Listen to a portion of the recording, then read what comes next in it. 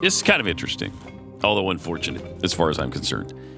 CBS won the late show war for the whole season. Really? For the first time since 1994-95 with, Stephen Colbert. I can't believe he was in first place. I can't either because I don't like him. He's not that funny. I don't like him. No, and it's a one-trick pony. He just tries to make Trump jokes all day.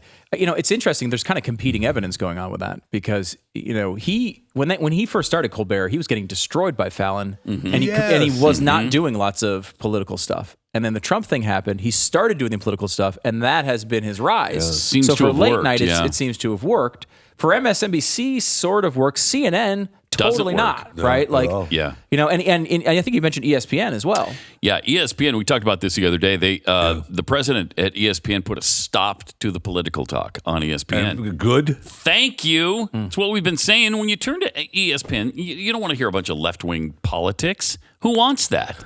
No one. And so he put his foot down and clamped down on it and said, no more. No more. What was remember the two people who were doing the Sports Center thing? The woman who was just basically calling Trump a racist, Jamel Hill, right? Yeah. And she went to, I think she's at the Atlantic now, which you can't, good place for her. You can't have Kevin Williamson working there. God forbid, a well-known, great writer that's conservative. You can't have him there. But Jamel Hill, completely fine. Right. Which again, you should be able to have. I mean, Jamel Hill can have a job expressing your opinion, but Sports Center is a terrible place for it. Terrible. I mean, it was just agonizing. It was just a nonstop social justice parade. It's like I get that that's part of the conversation in everything in life, right? Like God forbid you have a conversation that doesn't involve race. I know.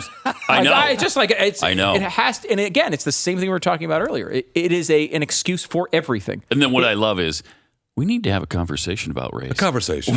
That's all we've been doing for the last 30 years. Look, what's the difference between Brooks Koepka, the golfer, and Tiger Woods, the golfer, at the same point of their public prominence?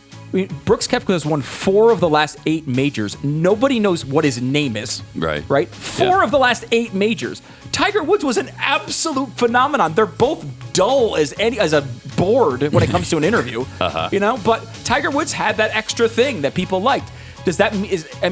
You can put race into every single one of these issues if you want to. It's silliness.